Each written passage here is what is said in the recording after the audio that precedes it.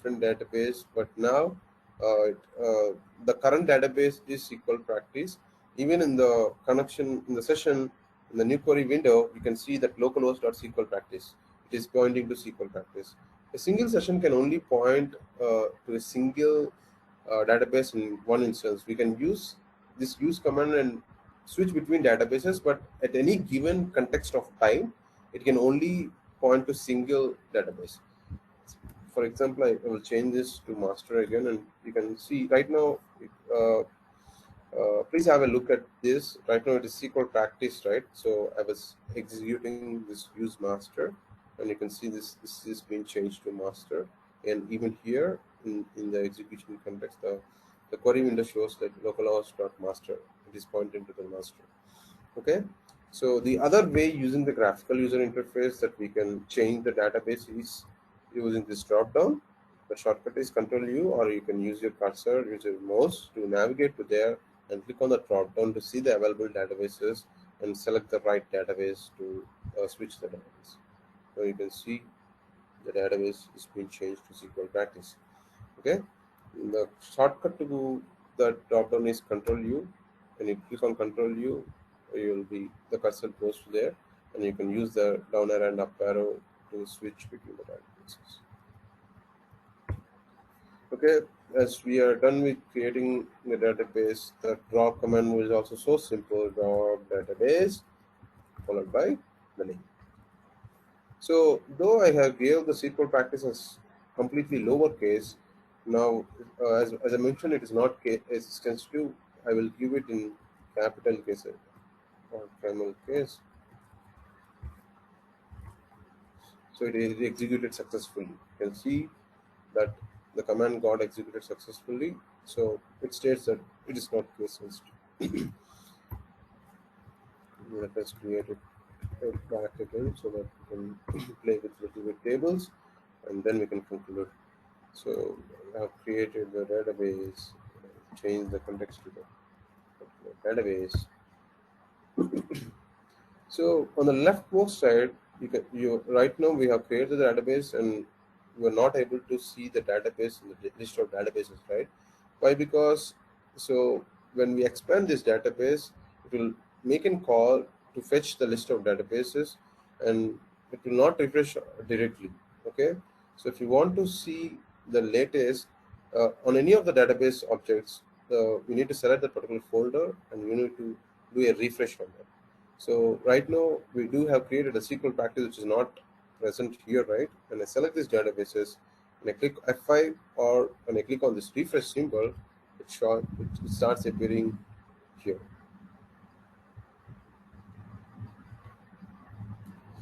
Okay, so again we can going back here.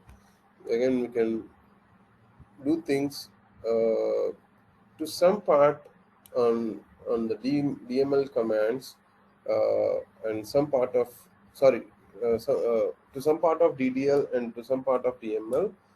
We can use the graphical user interface as well, but to get the proficiency and the command on the SQL language, I wouldn't prefer using the graphical user interface.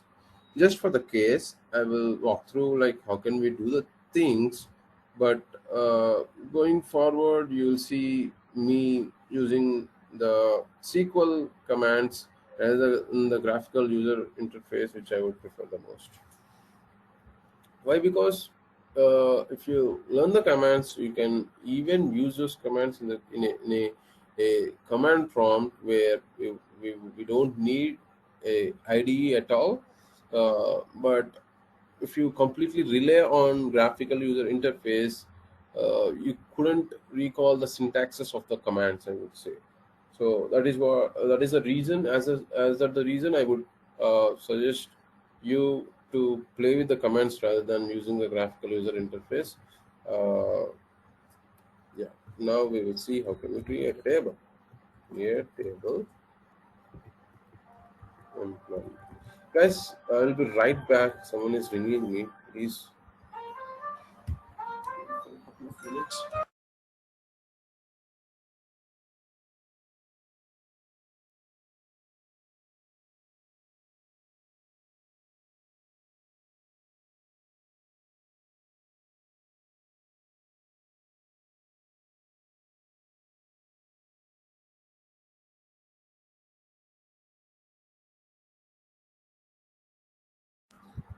sorry for the interruption, guys. I'm right back. Uh, yeah, what are we doing? We are trying to create a table. Create table employee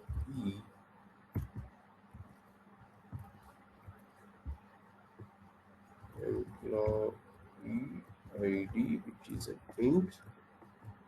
We provide identity one. We can declare this as primary key.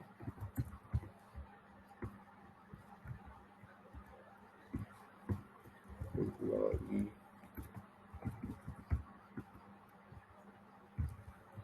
name and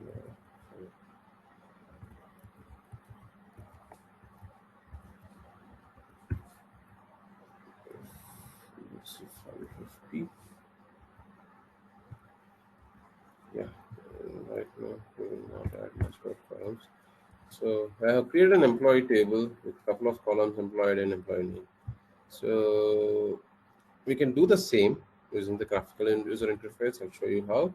Let me drop this table. So the script. So I have expanded the database, and right now we can see uh, entities like database diagrams. So when it comes to the designing part, we can have the designs of the database. In the database design, you can have the tables, relations, all those things pointed there uh, uh, to show the design.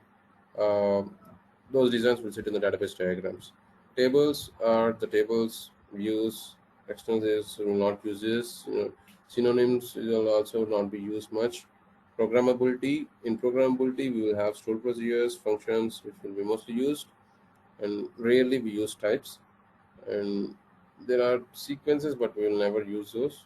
Other than that, in the security, we'll have some administration stuff, which is uses things. So right now we are creating the table, right? So I have expanded the tables. You can see there are no tables at all here. We can right click on the tables and say new table. So this is the graphical user interface. You can define the columns and your ID, which is an int, whether you want to allow nulls or not. I don't want to allow nulls. I just want to have it as primary key. To set it as a primary key, you need to right click on this column and say that set primary key. This symbol states that this is a primary key. And now we'll add one more column, employee name, and varchar of 150. Will not allow nulls here as well. So once we are done with the definition, we can click on save, which is Control S, or we can use this icon, or else we can use save from the file menu. Okay, these are three various ways we can do the save. I prefer doing Control S. I will use the mouse with very less. So now it asks for the name. I will give as so the table is created successfully. You can select the tables and do the refresh. You can find the employee. It will be none other than the same, though you create from the graphical user interface, though you create with the commands. You'll have much more control over the commands, right? Because you can define damn everything. Uh, yeah, there might be a possibility that you can provide here as well, but uh, mm, we can't perform all the things that we can do with commands.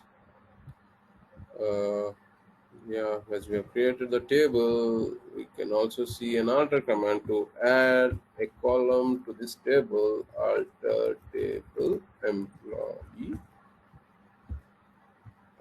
add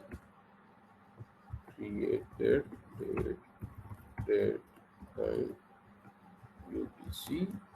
It is a date time fit. Successfully altered. You can refresh on these columns and see there is a new column created date time UTC.